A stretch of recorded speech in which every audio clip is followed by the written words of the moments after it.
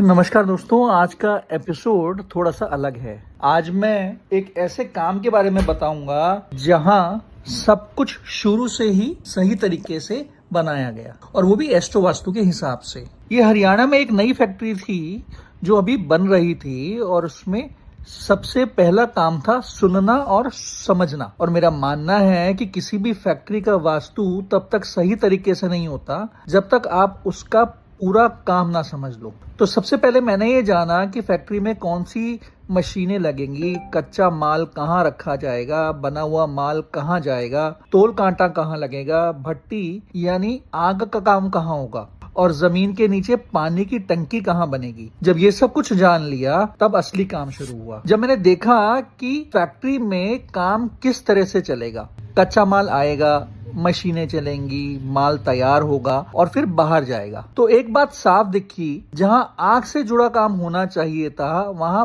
पानी की टंकी रखी जा रही थी, और जहां पानी का काम होना चाहिए था वहां भट्टी लगाई जा रही थी। वास्तु में 5 तत्व होते हैं, जो कि आग, पानी, हवा, जमीन और आकाश।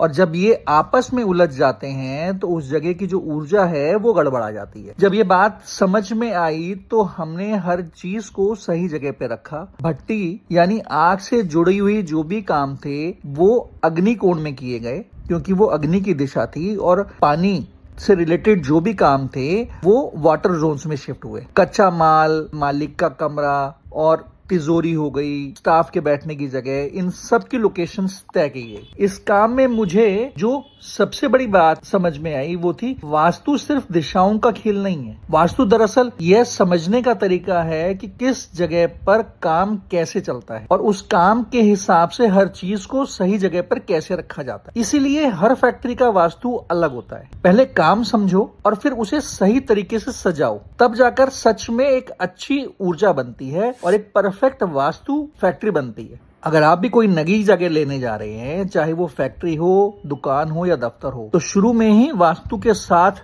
लेके चलें। बाद में बदलाव करना काफी मुश्किल हो जाता है, क्योंकि मशीनें और बाकी चीजें सब अपनी जगह पे प्लेस हो जाती है, जिनको हिलाना बाद में मुश्किल हो जाता है। पर शुरू में ही अगर आप ये काम कर लेंगे तो काफी आसानी होगी।